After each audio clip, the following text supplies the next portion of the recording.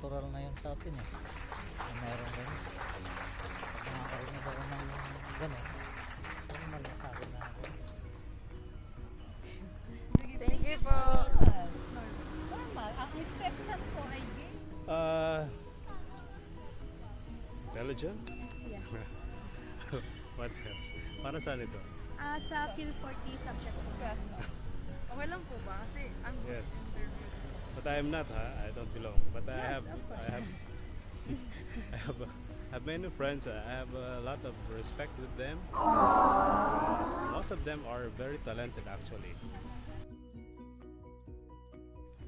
Ano po yung unang pumapasok sa isip nyo pag narinig nyo po yung salitang tomboy? Like an accepted gender in the modern times compared to dati na hindi siya tanggap, and which is good for us in the community. Tomboy. Quality. Quality. Ay, quality. Identity crisis. Parang confused. Or Ano po ang una nyong, anong unang pumapasok sa isip nyo pag naririnig nyo po yung salitang tomboy? Tomboy. The same na girl. Parang disrespect po kay God. Kasi hindi niya po tinanggap kung ano yung binigay sa kanya. Okay, what comes into your mind when you hear the word Silahes? Sila is... It's a slipper? it's bi. Bisexual. Okay. Like, what comes into your mind when you hear the word? Sila is... much more, parang siyang animal or something like...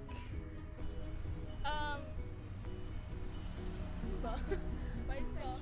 Yeah. Attraction to both genders. Okay. Okay. Ano po, yung meron po siyang gusto sa kapwa niya, same sex. Yung ano nila, yung orientation nila sa sarili na opposite. Pero wala pa dun yung parang preference nila. It's gender. Choice. Identity. Yeah. So yeah, thank you. Thank you. Sila yung mga kunwari kung babae, yung sex niya is kunwari male pero nagdadamit siya ng pang babae. Ganun. Tama ba? Tama ba yun? Tapos vice versa ko sa babae. Feeling ko kasi sila, ang alam ko hindi lang sila, kasi ang alam ko pag gay ka, tapos nagde-dress ka sa girl, cross-dresser ang tawag doon. Pero under ka sa category ng transgender, once na nag-under ka ng... Kasi ano talaga hindi. Kasi once na nag-undergo ka ng surgery, na nagpa-change ka talaga ng... Transgender din ata yun. Yun yung first thing that comes into my mind. My opinion, very telling siya of how, not only how like the people, how the general public views LGBT people, it's also very telling of how uninformed people are about what sexual orientation and gender identity are. So, because hindi naman siya parang common topic na throw around lang. And generally kapag pinag-usapan ng bakla or tomboy, ginagroup sila into one or the other. So nawawala yung transgender, nawawala yung queer, nawawala yung bisexual. So there are a lot of identities that are not considered or are not really talked about, or if talked about, very confused na yung stance. Ayun, I see here na isang answer ay against God. And yeah, that comes from yung pagiging conservative, very religious na culture natin. And buti na lang, at least at some level, there is an awareness, at least within our university. Kasi there are efforts by classes, by organizations like Belan, and by organizations that generally support LGBT people to normalize SOGI. So buti na lang may mga GSTs, ganon. But as we can see, di pa rin siya enough. Kasi may general lack of awareness and may general parang whether they like it or not, may certain level of ignorance pa rin when it comes to these issues.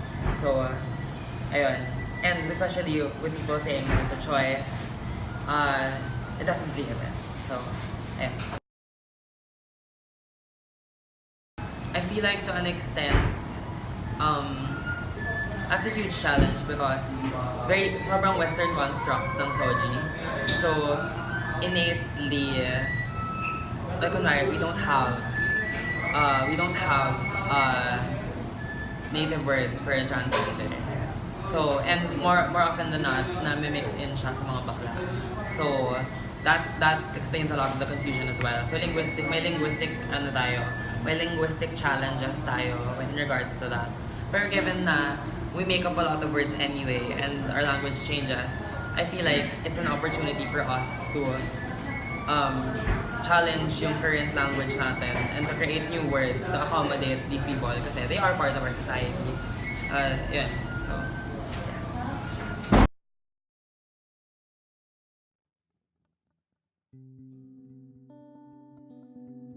So, improving the Filipino vocabulary, I think well, some would argue that creating new words for these kinds of things, are the way to go.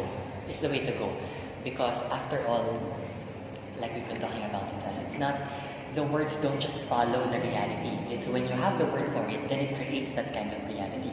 So on one hand, creating new words for certain gender categories that we cannot capture with the pre-existing vocabulary that we have would be beneficial. But also, having said that, that might be too much of a stretch considering what we're talking about or what we're dealing with. So I guess it really comes down to how we enact these words, how we practice these words, the kinds of contexts that we use these words in. Well, one, I don't hear anyone saying silahis anymore, to be honest. Okay. Two, tomboy, I think in the Philippines, it's a bit of a sloppy term because people would say tomboy when they actually mean lesbian. Diba? I think we know na tomboy just means it's gender expression. It's not your sexual identity. You can like boys, but you are a tomboy. Diba? I think when they actually mean lesbian. Bakla, and the other kinds of words, I think they arise kasi out of a specifically Philippine sexuality. What I'm saying is, I can't speak for if the words are adequate to address the entire spectrum because we can only talk about the spectrum as it exists in the Philippines. Because we always have to nuance the spectrum in the world or in the country that it exists in. For example, if you go to Thailand, they have 6 categories for homosexuality, whereas we only have 2, 3. So yes, on one hand, the words are not enough because as our realities develop, the words will prove themselves inadequate. Okay, so if the question is is that the question? Is it enough to address the reality we have? I don't think so because I think right now, especially in your generation, I bet there are certain gender identities that you're not quite comfortable putting in these boxes, diba, that came before you. Definitely, yes. I think it would be a good solution to the problem, and I think it would be possible. Possible in how long of a time? That's another story. Possible how easy or how hard it would be? That's another story. But yes, I think it's possible.